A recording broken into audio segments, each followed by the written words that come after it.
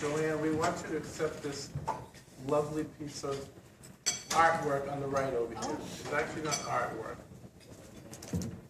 Take a look at it and think about That's my dad.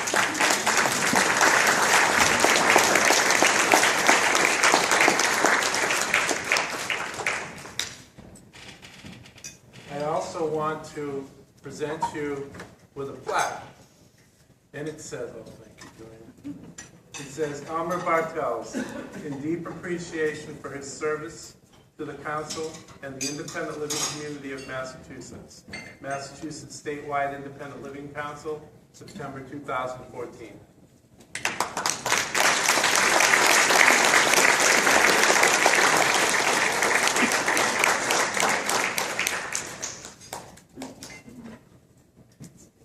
Does this work? Can everyone hear me? Yes.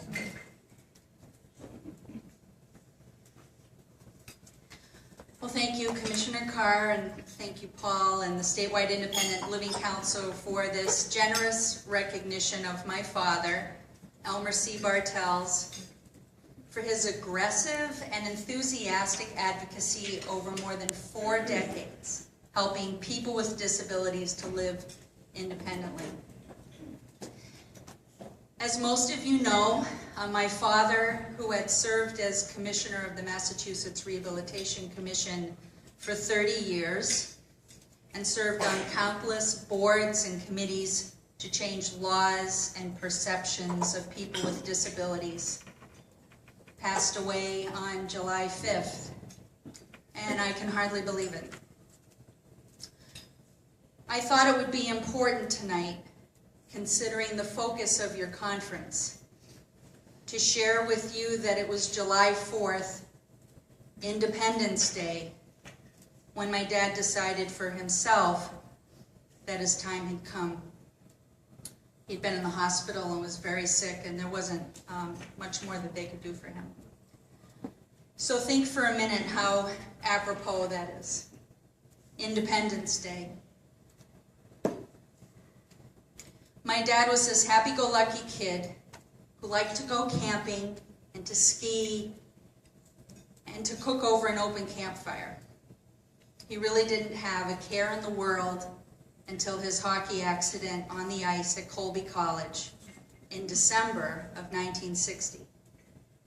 And from that moment on, and literally until the day he died, he focused on how to survive and thrive, and how to help others in the same boat to do the same.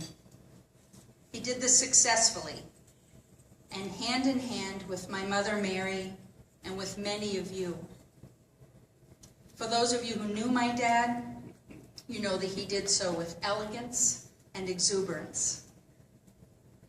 I found an old love letter that Dad wrote to my mom in November 1961. Just 2 months before they were married.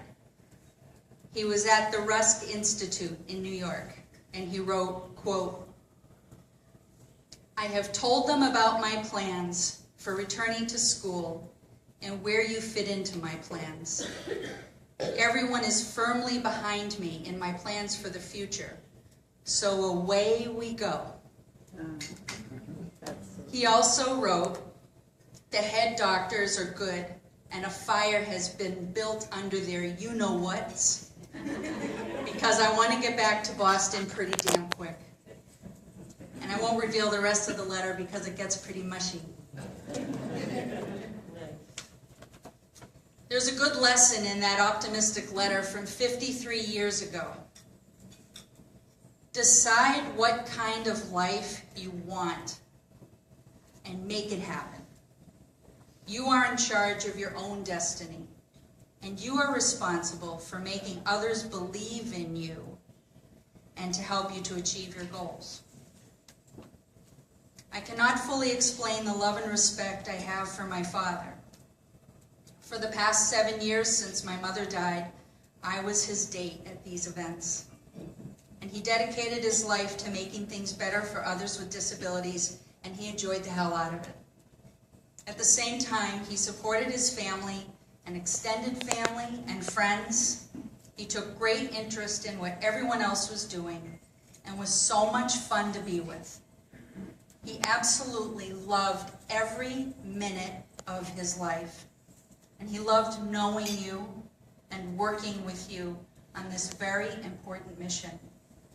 So thank you so much for honoring him tonight and for taking pause in his memory as you continue to do good work.